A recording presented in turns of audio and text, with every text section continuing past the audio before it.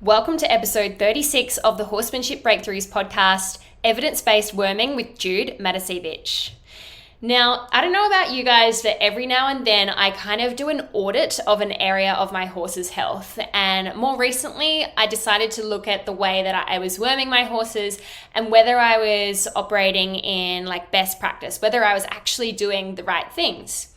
Because I had heard of things like worming resistance and, rotating your wormers, but I wasn't entirely sure exactly what I should be doing. So naturally, being the horse nerd that I am, I did a little bit of research myself, and I came across Jude Matuesiewicz from Evidence-Based Worming, which is a business she no longer operates. However, she is an absolute wealth of knowledge when it comes to worming. So who is Jude? Jude has worked in the field of prevention of increasing resistance to anthelmintics by parasitic worms in horses. I know that means not too much to a lot of you right now, but wait till you listen to the episode and it'll start to become more clear. Basically, just know that she's a worming expert. She's highly educated and has a Master of Animal Science from Charles Sturt University. She has dedicated a portion of her career to educating horse owners about worm resistance in their horses and helping them to learn how to undertake fecal egg counts on their own properties with the aid of her DIY manual, Count Your Eggs Before They Hatch. Jude has also written for Horses and People magazine and is a member of the Australian Society for Parasitology. Jude's other interests include horse tack, specifically bridling, bitted and unbitted bridles, and has also undertaken research with an Australia-wide survey of equestrians about their bridle choices. And when she mentioned this to me, I was like, oh yeah, I think I filled out that survey. But we're going to speak about that along with Jude's horsemanship journey in another upcoming episode. Today is all about worming. And I honestly feel like every horse owner in the world needs to listen to this episode because I've been doing worming for so long, and maybe some of you guys have been doing worming wrong for so long as well. But don't stress, because Jude is going to break it down and let us know exactly what we should be doing when it comes to worming our horses. Make sure you grab a notepad and pen to take notes in this episode. So if you're driving, pull over, take some notes on your phone. But Jude also mentions a PDF resource which you can use to assist your worming practices. And the link to that PDF document can be found in the show notes of this episode. And as always, if you're enjoying the podcast, please take a screenshot of you listening to this podcast and upload it to social media. Spread the word of the Horsemanship Breakthroughs podcast. I love to see that you're actually listening to it and getting a lot out of it. So please let me know. And if you're feeling extra generous, please leave me a review on Apple Podcasts. Anyway, let's get started with today's podcast, Evidence-Based Worming with Jude Matuesiewicz. Welcome to the Horsemanship Breakthroughs podcast, a source for riding and training insights with the goal of helping your horse be a light, happy, and willing partner. I'm your host, Amalia Dempsey, a mainstream equestrian rider who discovered natural horsemanship and equine learning theory, and now I help riders like you achieve connection and communication with your horse so you can have more fun and fulfillment whilst prioritizing the partnership. Get more learning resources, including my free connection and communication mini course at amaliadempsey.com. Click the follow button so you don't miss an episode, and if you're enjoying the podcast, please leave me a rating and review or screenshot this episode and share on social media. I hope you enjoy the show. Welcome, Jude Matuesiewicz, to the Horsemanship Breakthroughs podcast. Thanks so much for being here today. I'm looking forward to talking all things worming. Thanks, Amalia, and I'm looking forward to being able to help your listeners to this podcast, if I can. Excellent. I'm sure you will. Can you tell us a little bit about yourself and what caused you to become so passionate about worming? Okay, yeah. I've been in the horse industry one way or another for about, over 40 years now. And I started off I did about 10 years of dressage, and then I moved on to horsemanship for various reasons. And I found a great passion in horsemanship, so I actually quit dressage. And I still, even though it's so much later, I have a lovely round pen, and I still do my horsemanship stuff along with friends and that, just for fun these days with my two standard bred horses. That's what I've got now. To answer your question about the worming thing, there's a big gap between my first interest in worm problems and when I actually got to do something about it. So probably long before many of your listeners were born, I had a horse who was a dressage prospect, beautiful big warm blood horses when warm bloods were only just coming into Australia. And I had him in an equestrian centre, which meant he had a big yard and a stable, and he would go out just for being trained and that, and occasionally he would go out into a big paddock to have a bit of a gallop around with other horses. But every time the horse never looked well. He always was a bit thin. He was a black, but he faded to brown quickly. It didn't seem to matter what I fed him. He never thrived. And in fact, I had a riding instructor ride him, and the horse just virtually stopped. He was so weak. And every time I put a treatment into this horse, and I didn't know, this is taking it back before my knowledge, so you have to have that in context. I didn't know anything about worms and resistance. I just knew that I had to worm a horse every 6 weeks. So I did that, and every time I wormed him, I would check his manure, and I would find thousands and thousands of what I now know to be called Sathostomans or small strong giles in them. And I thought, oh, beauty, that's cleaned him out. Now he's going to be fit again. And it never happened. And I eventually contacted my vet, and who was one of these wonderful old school vets. And he just took one look at the horse and he said, your horse has got worm resistance. And I went, what's that? And he told me what it was. And he said, but you're lucky because there is a new product just come onto the market. And I think it's now in a form that horse owners can use. And it's called ivermectin. So this is going back to 1984-ish. So I said, well, let's try it, because previously it was only used on cattle and it was an injectable product, and they didn't want to use it on horses because the mantra at that time was the horses slid off the needle dead. So obviously I wouldn't want to use that. So anyway, Richard managed to get some in a paste format, and then we pasted the horse, and it just came out, just millions and millions of dead worms came out. And then after that, I've used that product into the future, still once every month or every 6 weeks. That's the first time I'd heard of resistance. So now we fast forward to the 21st century. And when I retired from my main occupation at the Department of Agriculture, the Commonwealth Department of Agriculture, I decided to embark on a master's degree in animal science, which was focusing on equine science. I'd already had another diploma in equine science, but I thought I would, just do something to keep the old brain going. And when I studied microbiology, I thought, I love this stuff. And I really took a great interest in anything to do with parasites and resistance. So through that, I was able to really put together the framework for just a little one-person business that could help people learn how to do fecal egg counts for their own horses, because things changed a lot from the times when we used to treat our horses religiously every 6 weeks or so to now, where for the first time I heard about evidence-based treatments based on, the number of eggs counted in horse feces. And that to me it took a long time for me to get my head around that.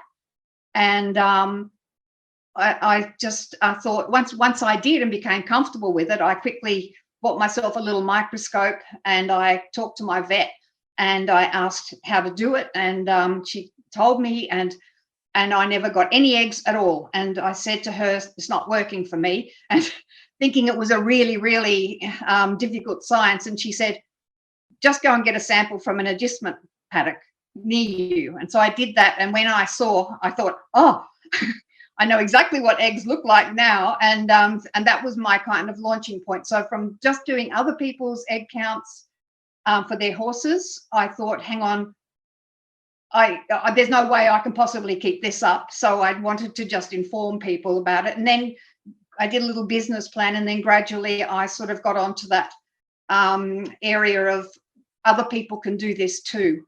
And because people in the sheep and cattle industry have been doing it for years. So that kind of how that came about. So it was about 2016 that I started doing the business, but the origin of the idea was from the experience was back in 1984. And the reason we do this now is because there are no new anthelmintics coming on the market. None at all. I was just dead lucky that horse would not have survived. So in a way, back in 1984, I saw the future without realizing it. I saw the future of what would happen if we get into this situation again and there are no new anthelmintics coming onto the market, worming treatments. Okay. Yeah. Wow. What a journey. Yeah. So you've spoken a little bit about resistance already, and I know we're going to talk a little bit more about that later, but just for context, can you tell us what resistance actually is and why horse owners should know about it? Yeah. Okay. Well, resistance, it's actually very similar to our current COVID situation. When you get any small creature like a virus or a parasite or a bacterium, if they've got a very quick life cycle, they can adapt and they can change really, really quickly, whereas a human would take thousands of years. But what happens is that every parasite, we'll just now talk about parasite, every parasite, for every population of the one kind of parasite, one or two of them might have a gene in it that will render it not able to withstand anthelmintics. So logically, they don't get swept out of the system when all their neighbours do. So they stay there, they reproduce, and they pass that gene on. So over time, and it's actually quite a quick time when you're talking about, very small, well, you can see with COVID how quick it is when we're getting all these variations, and that's all through mutation. But with these small strong giles, the horseworms, you can since let me think. I think the first kind of resistance came into ivermectin around 1989. So you can see how quickly from 1984 to 1989 for horses, and then gradually more and more resistance has sort of expanded in the worm population, so that today some products will not work against these worms at all. We're a little better in Australia because it's sort of newer for us, but overseas, I believe now in some countries you have to get a veterinary prescription to get an anthelmintic because resistance is so bad.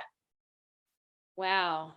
There you go. So in a nutshell, it sounds like there are certain, I'm going to use terminology that probably you have a more scientific word for it, but certain worms are resistant to the dewormers or the medication that we use to try and remove them. Yeah. And because those surviving worms breed and all of their progeny, I guess, carry that gene that allows them to survive that medication, then we have this new strain of worms, I guess, that are resistant to any type of medication that we are going to give the horses, and therefore the worms will never die, and that's going to be a problem because it will affect the horse's health. Correct? That's it in a nutshell. So a term that I'm going to give, which most people haven't heard of, is Refugia. Okay. And Refugia are worms that are not resistant. Their population is gradually getting smaller, and resistant worms is getting bigger. Okay, so your population of resistant worms and Refugia make up 100% of the worm population. What we have to do now, and we'll go into this shortly about how we can do it, what we have to do is look after the Refugia, because the more of those that you have, the less resistant worms you'll have. Okay. Does that make sense? So it's when you're talking about Refugia and resistance, you've got, say you've got 60% of resistant worms, you'll have 40% of non-resistant worms or refugia. What we have to do is bring that 40% up. Really? So I would have thought we need to kill them all. No, in fact, that's a very, very good point. And what a lot of people don't understand is that a small worm burden in a horse actually is quite good for its immune system. So when you think about that, worms and horses have co-evolved over the eons. There wouldn't be any horses today if that parasite was 100% effective. So, and it's been done in human studies in Africa that some worms are actually good for, little kids when they started to depopulate the children from different worm burdens. They found the children came down with other diseases which had never previously been seen. So it's something, it's almost, and you never really hear about it when they talk about parasites, but it's almost a symbiotic relationship, which means that they both benefit. The horse benefits and the worm benefits. Where it goes wrong is that the worm burden can get out of sync, and then they will, for various reasons, it could be something to do with the horse's immunity or stress in the horse or drought or anything that could cause the worm population in the horse to explode, which is then really becomes a parasite to the horse. Wow. Okay. Yeah, that is something I never knew. I would have thought that all worms are bad and that we should get rid of all of them. And I'm assuming that there are some other common misconceptions that people have about worming. Can you share some other things that people think that's probably not correct? There are three big ones. One is, and most of these have been put forward by the chemical wormer companies because it's in their interest to keep you buying these products, right?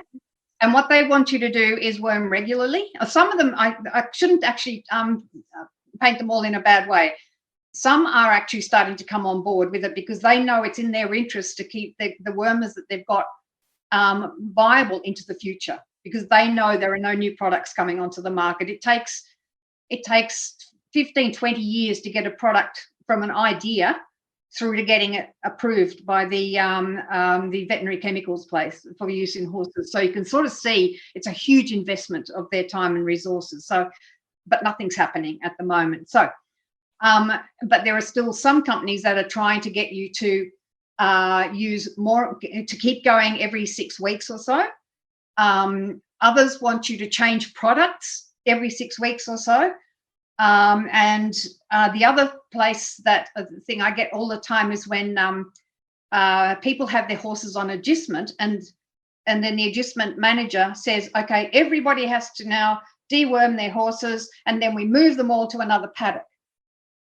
And that is one of the myths I try and blow, because what you're doing is you are knocking out all the refugia, the good worms, and then you are moving, if there are any, you are moving all of the resistant ones into the new paddock. So you are filling up your new paddock with resistant worms. So it doesn't make any sense. So you have to assume that worms are in all paddocks. And it's just a case of nutting out which horses that we should worm and which horses we should just leave alone. Okay. So, yeah. As you're talking, I'm just thinking, oh my gosh, I think I'm doing everything wrong in terms of worming my horses or not worming them, which I suppose is why I contacted you in the first place. So could you tell us, and I'm sure all of our listeners are thinking the same thing, what should we actually be doing? What are your recommendations for worming horses? Like, what should we worm and when? Should we worm at all? When to do fecal egg counts, etc.? Give us what's the best practice? Well, first of all, I'll just go on with a little bit of, I'll try and, I won't use science babble, but It all started off with a study because as I mentioned earlier, the situation in Europe was really quite dire. So the University of Kentucky and other universities did a study of some very large stud farms in, I think it was Denmark. And at the end, they had the number of horses, a very good sample size of, I think it was over 1,000 horses. And what they found out was that around 60% of horses, no, about 40% of horses were high shedding horses. That is, they had a very high worm burden, which were, as they poo it out, it goes on the grass and then develops, and then another horse can eat it. But I think it was 64% of horses don't. have a high worm burden, but they're treated anyway. So the idea behind evidence-based worming was to have a look at, and of course, sorry, I'll just go back. And so they, because of the strength of this study, they extrapolated that worldwide, only a smaller number of horses really need to be treated, and the rest can just be left alone. Now, there's a magic number that probably everyone's heard of, is 200 eggs per gram. So that's the number of eggs that would be counted in a sample under a microscope. And I know this sounds complicated, but it'll all become clear shortly, I hope. 200 eggs per gram was agreed by the equine parasitologists and vets that is the number of eggs that below which you leave the horse alone, you don't treat it with anything, and above which treatment may be necessary. Now, it's probably around 500, but there's a grey area. It just depends on your sort of housing situations for your horses. So when all this number became available, textbooks were written and guidance was sent out to vets around the world, and evidence-based worming, or I think it's got other names as well, started to come to the fore. So the idea is that you, let's just say you've got one horse, and then we'll go on to multiple horses. So if you've got one horse and you think, okay, well, I was going to worm my horse this week, but why don't I just check out this evidence-based worming thing? So you take a small sample to your vet and ask the vet to do an egg count. And then the egg count will come back to, say, 500 eggs per gram or higher, and you would go, oh, that's a number I really need to treat my horse. But if it's low, so if it's around 200 or maybe just a little bit over, you would just go, okay, well, I'm going to do an egg count again in another month. And if that number's going up, I'll treat the horse. But if it's not going up, I'll leave him alone, or her. And so this is how you do it.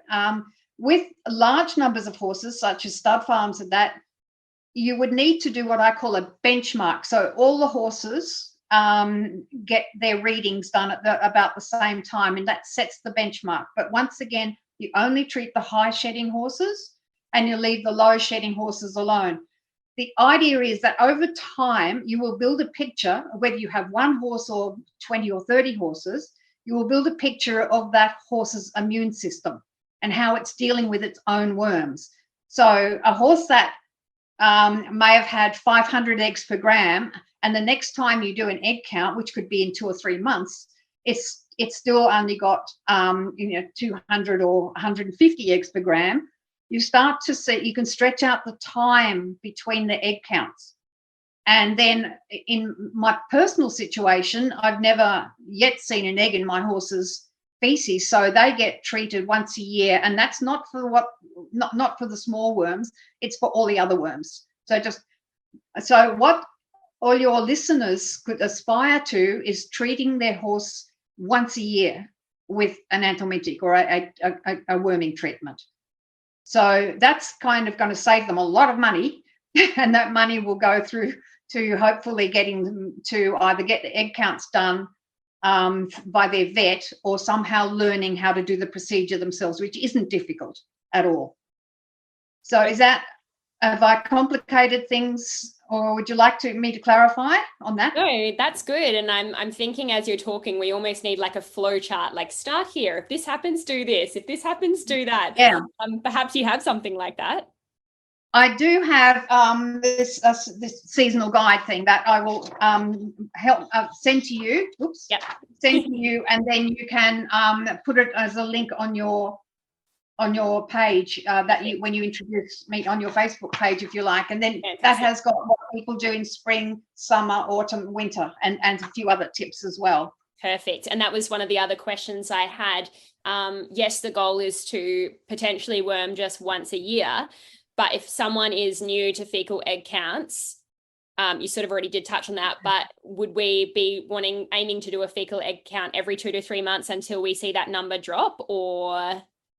Yeah, it would be a good idea, and I appreciate that that some vets charge a lot and that's a disincentive for people. But if it's if you net that off against the cost of anthelmintics, I think over, say, a year, it becomes quite doable. And but the good thing is, if you do regular, such as every 6 weeks, like when you would do a treatment, instead of doing the treatment, just go, okay, I'll just take a little bit of manure into the vet and get to do the count. And then you'll know if your horse has got, if the number's not shifting at all, then you know you've got probably a problem with the treatment that you are using, or the horse has got an immune system that's not really dealing with them. And there are, in my practice where I was doing hundreds and hundreds of egg counts, I did notice that some horses, it was mainly thoroughbreds, tended to have higher egg counts than, say, standard breds. And I don't know what the reason for that is, but it may have been very early when preparing these horses for the sale, that they were completely, wiped clean of eggs, where you really should let young horses have some worms so that they can build up their own resistance over time. So that's not very scientific, but there's just was my anecdotal evidence from doing egg counts. Okay, yeah. And before, when you said take your fecal or take your samples to the vet, I know that there are some people that aren't vets that offer these fecal egg counts. Is it totally fine to take samples to those people, or would you prefer a vet? What are your thoughts on that? Well, you can take them. I mean, if there are people around, and I know that people I have trained are doing it, but it's not a difficult process. In fact, I encourage anyone who has the opportunity to buy a small microscope and then learn the procedure to do their own fecal egg counts, or go into, get a group of you to sort of buy a microscope between you and do it. Unfortunately, you do have to have a microscope. The two key things you have to have is a microscope and a McMaster slide. So it's a particular kind of slide. But yes, so it's I've forgotten the question that you asked me. I'm sorry. It's what were we talking about? I've forgotten now too. Anyway, it's yes, people will have to take like other people are doing these tests too. That's right. Yes. Yeah. Sometimes of course, I forget my own questions. Oh, don't worry. I forget the answer. I find that if people can, if these people are doing the service, just be prepared that they may not be qualified to give you all the answers that you might want. Yeah. Because I still know that some people who are doing this service still believe that your horse should have no eggs and the only way you could ever tell whether a horse has worms or not is through a I can never say the word, through a after the horse dies and looking at having an autopsy. Yeah. So and there's not much call for that, of course. So you can never assume a horse has got no worms at all. But I do find disturbingly that some people are always aiming for a 0 egg count, and it's not plausible and it's not desirable. So it's just people should be looking at a low egg count, which is under 200 eggs per gram. Okay. Yes. Yeah. With this goal of worming once per year, I know a lot of horse people work in brands in terms of scientific names. Can you share with us what type of product you would recommend we use for that once per year treatment?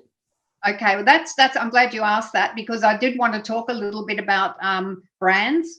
There are hundreds of brands worldwide of horse wormers, but it's important to know that there are only 3 chemical groups, and they are the BZs, the or benzimidazoles, which is sort of like let me have a look at some of these. So there's Panicur, Telman, Oxymints, Telman Plus, Strategy T, those sorts of things. So, but that's only one group of chemicals. Then there are your parantals or marantals, and there is just Equiban. And then there is the group of the macrocyclic lactones, which are your ivermectin and your moxidectin type wormers. And what are some brand examples of those? Okay, so brand examples of those are Equimec, where's the Ammo, Yeah. I'm just sort of looking at ones that I see. There's heaps of them. The Equimax Verbac, as well? Wormer, Equimax, Elevation. Now, where's the one with that one there? And there's Equest Plus. Okay, yeah. Okay. So now I would be staying away from the BZs.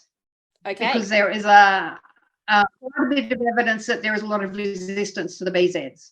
So anything with benzimidazole in it, or BZ or Z sounding things, I would avoid. Right. I would parental and morantal, Equiban. You don't actually see that much anymore. So yeah, I've never heard of Equiband. Never heard of it. It used to be everywhere back in which is probably why it wasn't working, with my horse, because that's what I used to use. But the macrocyclic lactones, so all of these other ones, so Equimec, Equiwormer, anyway, it will all have Equi something in it, probably. Yeah. And there might be some other product in it. So that was the other. Now let me just finish this bit first, otherwise I'll confuse everybody. No, that's all right. So I would be using a product with a macrocyclic lactone in it. So one of the ones with Equimec or that sort of thing in it. So Equest Plus, Ammo, Expel, Verbac, Horsewormer, Equitec Excel. Then there's Equivalent Gold. There's heaps of them. Yeah, okay. So, but they're all kind of equi-mechy kind of thing. When there's a mech in it, it will almost certainly be one of the macrocyclic lactones. Okay. So that's what I would use, because there is less resistance to that group than all of the other group. Yeah, okay. And if their fecal egg count is already under 200, like it's already low, what is the purpose for worming once a year anyway? Well, the idea is that you are that it's the reason for doing it once a year is that horses may get other worms. So they may get tapeworm, for example. Right. They also, horses get bots, which are an insect, so they get that. And the once a year, and at a specified time, which I'll tell you, that will clean all that out as well. Yes. All right. So now the timing for that is in late autumn, like the last week or so, or the first week of winter. And in most situations, in where we have the seasons like that in Australia, the reason for that is mainly around bot flies and dung beetles. So in order not to damage dung beetles, you have to hit the horse with a wormer at a time where the dung beetles aren't breeding. So coincidentally and happily, the bot flies are lastly seen around the last week of autumn. So it's sort of, or the first week of winter, depending on the mildness of the situation. So if you treat your horse at that time, after the last bot flies and before winter really gets started, then you are cleaning your horse out of things such as tapeworm and any strong giles it might have at that time. So, and then that sets you up. But for some people, it will take a little while to get down to that once a year thing. Some people will find it within a year. They'll say, oh gosh, my horse has had almost a no reading the whole time. Well, I may as well stop doing fecal egg counts and just treat, do one fecal egg count a year and then treat the horse. And that's the ideal. That's what you would aspire to. Some horses will never get there, but many horses, over 64%, will get there. So yeah. Now I must say, when you are doing that once a year, then the product must also contain praziquantel, which is it's Praziquantel, and that is the product. It's a very safe product, but that treats horse tapeworm. Yeah. So if you're doing it once a year, you have to have a product, but most of these will have a plus on them, and when it says plus, it usually means that there is praziquantel in it. Okay. And just to clarify for our listeners as well, I think you've already said this, but the reason why we're worming with these types of wormers once a year is because on those fecal egg counts, it doesn't actually pick up all types of worms. So we need to do once a year treatment to cover the other types. Exactly. In fact, you'll never see well, I have once, so I don't want to tell complete lies, Okay. but I have once seen a tapeworm egg. Tapeworms, parasites are fascinating, but tapeworms will actually shed segments, and inside the segments will be little things called glottids, and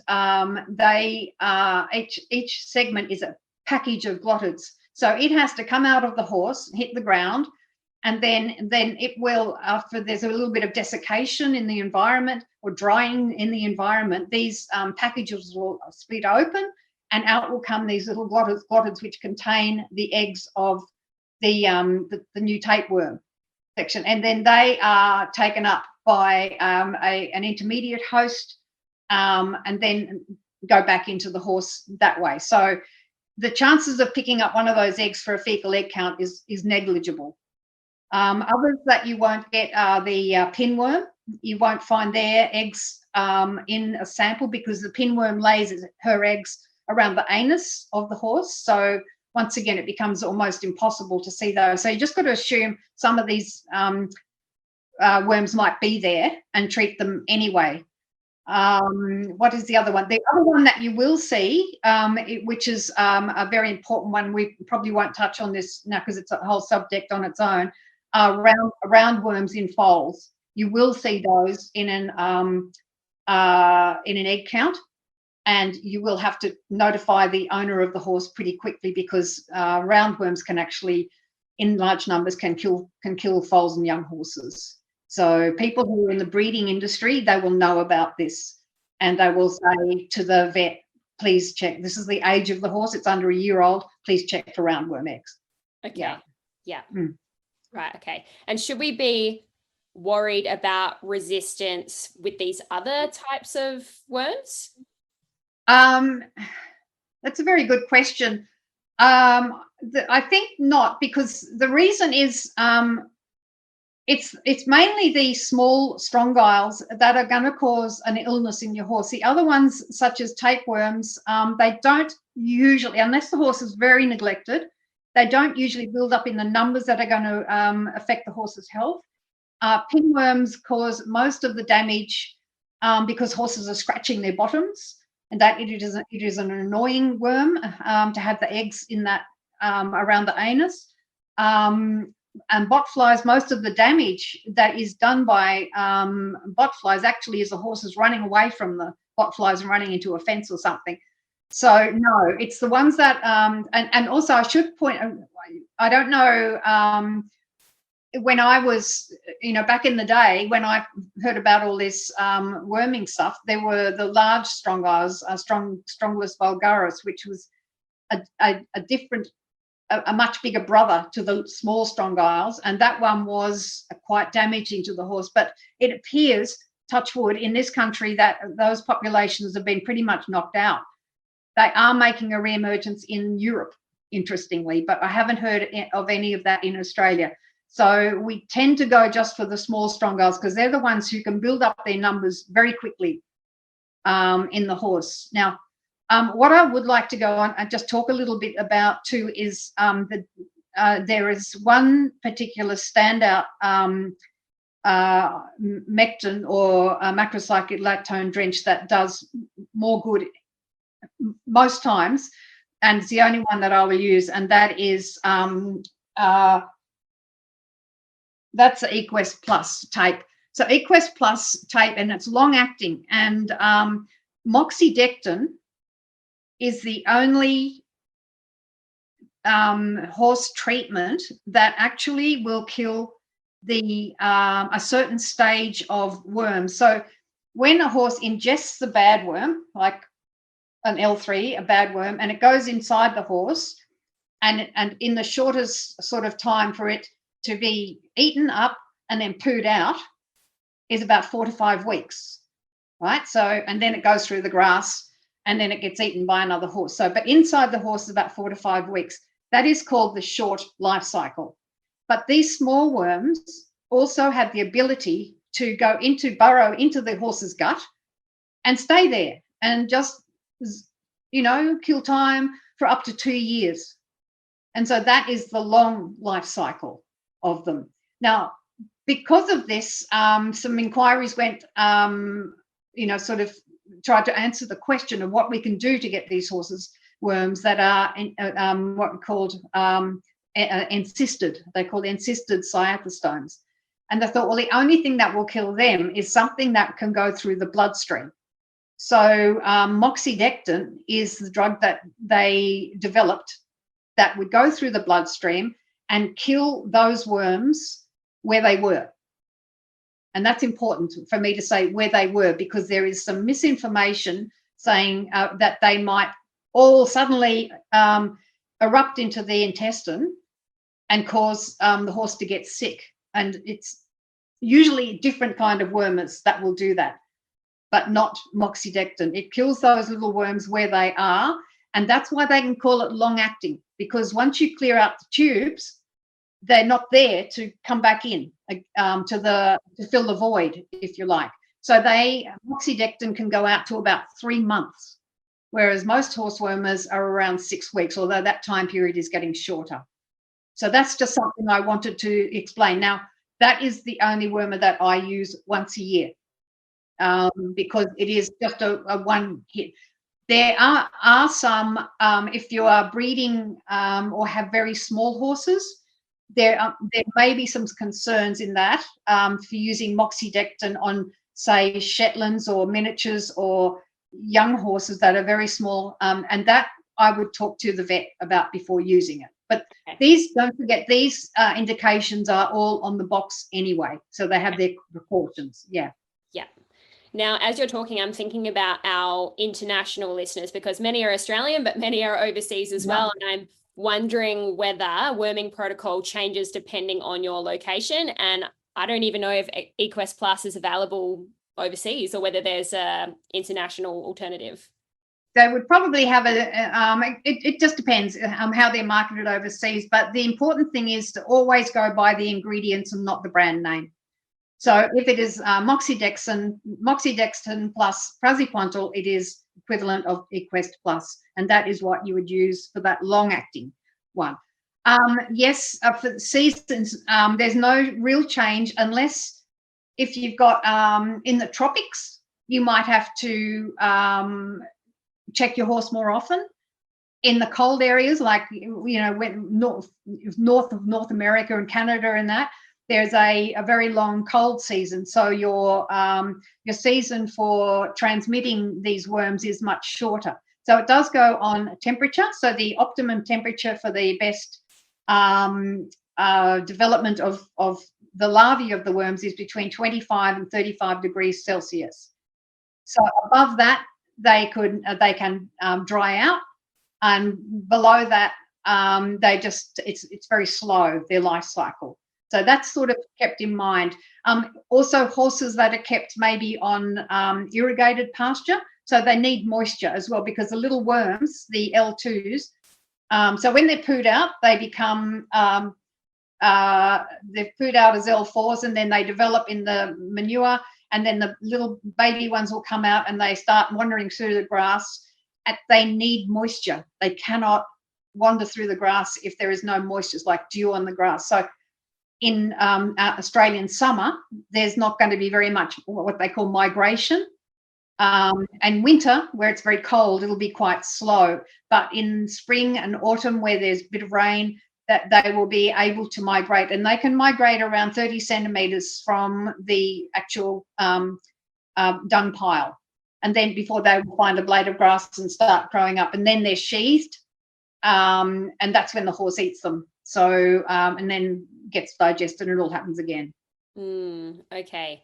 Yeah. And it's brought up another question for me in terms of manure management, because that's a problem we all face.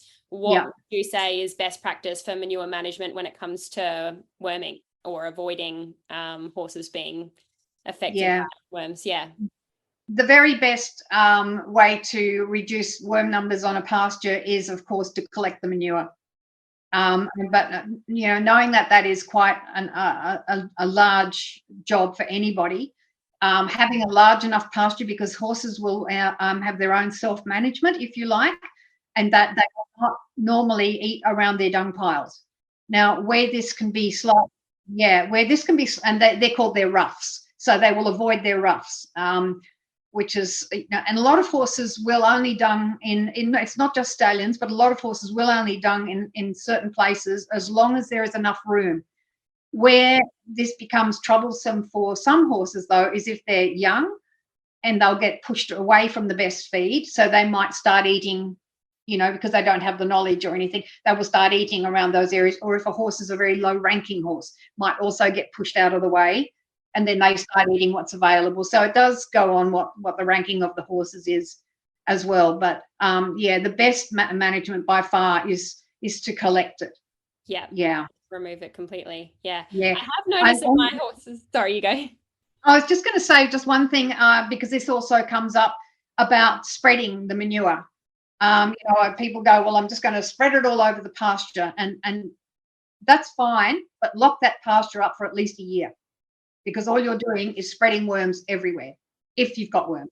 Yeah, you really should assume that every pasture is wormy to some extent or another. So it's pointless trying to beat it. But the only way you can do make sure is to lock it up for quite a while. Yeah. And I'm sure paddock rotation in general is good for health and in terms of it is. And also if you've got other species, so there's, I think, only one, I can't remember it, species of worm that actually is transmissible between cattle and horses, but it doesn't hurt the horse anyway.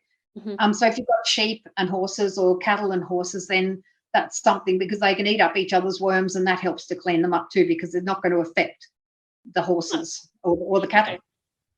So I was going to say before as well, my horses are on a large pasture, but they do like to poo in one kind of area, and I've always wondered why. So that's interesting. Yeah, no, they're really, and of course, before we put them in things called paddocks, they kept moving, so they were never near their roughs, were they? They just left all that behind, and by the time they got back there again, a whole year or more had gone past.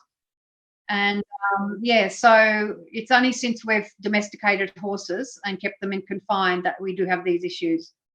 But not so much. You have to think about the life cycle of the worm. So if you've got a horse in a yard, it can't really reinfect itself, because the worm needs its life cycle to go on. So it needs grass. It needs to be able to complete its life cycle to get to the infective stage. So if you've got a horse in a yard, it can't really happen. Okay. Yeah. Now, what are some signs that our horses might be suffering from worms? That's a really good question, because in the really extreme cases, everyone will know. The horses will look sick. They will have possibly, sort of extended gut. Their coats will be sort of staring. The horse will be lethargic. The horse will eat, but no condition will be put on. Now, that is an extreme case where the horse might have something else going on, which is compromising its immunity, so that the worms can really get in there and get their bit before the horse dies. Or it could be that it's just been neglected. So the thing I need to caution people about is that even horses with large egg counts, like the highest one I got was over 5,000 eggs per gram, and that horse was stunning and competing in dressage. So horses have a different capability. And when because this client came to me after getting an egg count done by the vet, and she said that can't be the case. And so I said, as soon as I looked through the microscope, I said, they're right. And because I've got a clicker for every egg that I click, and then there's a multiplier at the end of that. And I said, yes, your horse does have a huge egg count. What will I do? So that horse ended up going on the moxidectin one, and I said, you better hold on in your next dressage day, because if your horse is competing that well with that higher worm burden, then she's going to feel really good. Yeah. So what I'm trying to say is you probably won't really see a horse maybe in sale yards or, sort of some of these animal cruelty cases where horses really looks ill, and there could be a number of things going on, but you can't be fooled. A horse that can also have a high egg count and still be very well. And so for that horse, you're not really doing the worming for the the horse's benefit, you're doing it to try and stop that huge load of eggs that are going onto the pasture. You see? So there's a subtlety there. So, okay, your horse has got a great immune system, but most people don't want that many worms in the horses anyway, because it probably is a lot of worms. But although some studies have tried to find out whether the number of eggs correlates with the number of worms in a horse, and no study's been able to confirm it. And here's just a sort of a lame example that you might have one female worm laying hundreds of eggs, or you might have 100 worms laying one egg each. So the number's the same, but you've got a very different situation inside the horse. Yeah. And are there more kind of subtle signs that a horse might be suffering from worms? Like, obviously there are horses that are able to, compete at a high level or look like they're not being affected at all, even though they have a high count. But what about horses that are just starting to show signs that it might be affecting them? I think the owners, once they start noticing something's wrong about their horse, I've noticed that owners will start doing a range of things to eliminate that. And one of the things they will do is treat the horse anyway, because the vet will say, well, let's eliminate the worm possibility. And it's something that the horse owner can do. So it will be a case of elimination of various things. And then they've got a bit of a record, or they can say to the vet, I've had this 6 months worth of fecal egg counts, and they show, 45 eggs per gram are very low one. So that's evidence that they can then give the vet. Or they can just say, I've treated the horse, and now that the horse is showing no eggs per gram, so I don't think it's worms. And then the vet will say, okay, well, let's do blood tests and everything. And if there's there could be an anemia, severe anemia could be an indication of worms. But the horse might still be, traveling quite well. But it's a case of elimination. So when the horse isn't looking like it's thriving, then you start off by doing what the owner can do by themselves. And then if things aren't improving, then they contact the vet. And I've had a lot of clients come to me and said, my horse isn't doing well. It's got really loose feces, or it's this or it's that. But we're just going to eliminate the possibility that it's got worms first, because sometimes, the loose feces could be they're on really green pasture, and haven't been for a while. But there's any number of veterinary sorts of reasons for that. So it's a case of a process of elimination. Yeah, that makes sense. Now, as you know, I asked the followers of the Horsemanship Breakthroughs podcast on Instagram if they had any questions about worming. So if it's okay with you, I'd like to ask you those questions now. Okay. So we've got Cassie, who asks, I was told it's better to worm when the seasons change. Is this true? Oh, hi, Cassie. Yes and no. No, you don't do it every season. Because I'm hoping you'll be doing egg counts after listening to this podcast. Yeah. But when the season changes from autumn to winter, yes, if you are able to do just one treatment a year, then that is the time to do it. All of the other treatments should only be based on the results of an egg count. Yeah, makes sense. Okay, and Naomi asks, how long into winter, and in brackets frosts, do botflies die off, wanting to worm but don't want to do so too early? Yeah, well, I think I may have covered that, but just to reinforce it, usually at the end of autumn in Australia, so it's sort of around April, May, probably around the end of May, you'll find that your botflies are no longer around, and so that is the time to do it if you want to get all of the botflies, all the bot eggs out of the horse. But just on that,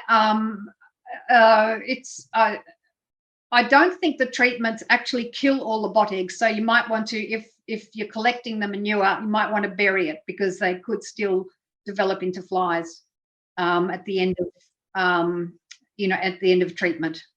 Some horses actually have a lot of eggs, bot larvae in their manure. So it's probably a good idea to actually bury that manure, or put it somewhere where they can't continue to develop into flies for the following season. Okay, yeah. And Charlie asks, what time period should you worm horses in Australia? I've had so many different answers. I know you've kind of already answered that today, but just to recap.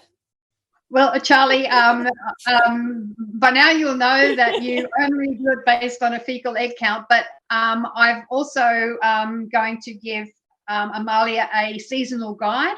So you'll be able to print that out and then just stick it in your feed shed, or so that you'll be able to see what to do in the various seasons of the year and what's going on, and a few other little tips. So yes, only treat on the basis of egg counts. That's if I can implore all of your listeners to spend that money and just do the egg counts, then your horse will probably never, ever end up in a situation like I did back in the 1980s, where I had a horse that was resistant because there's, as I said, no chemicals coming onto the market, and it can only be bad news in the long term for your horse if it gets complete resistance to all of the current products.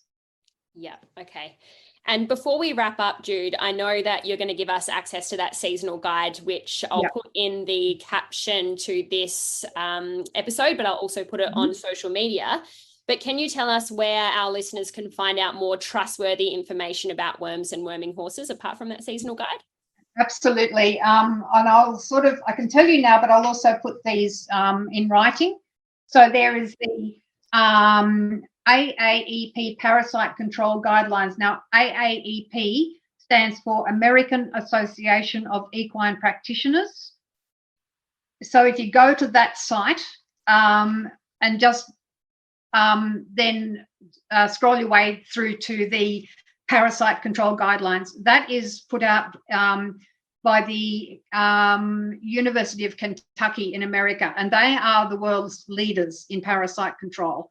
So for horses, that is, because they've got the Kentucky Derby. So everything is horse oriented at that university. So that is one, and that has in it everything that you would do for every age of the horse, mares in foal, all that sort of stuff. And it's very easy to read. It's not printed for veterinarians. It is printed for the lay person.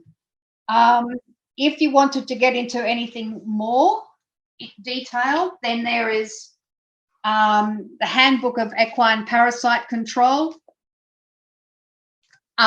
which is written by one of the vets from or two of the vets from the University of Kentucky. So Martin Nielsen and Craig Reinmeyer. Martin Nielsen, get onto his Twitter feed.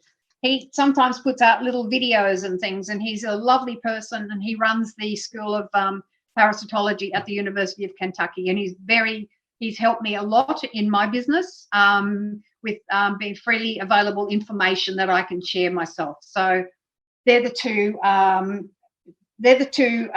go-to places for information that I would recommend.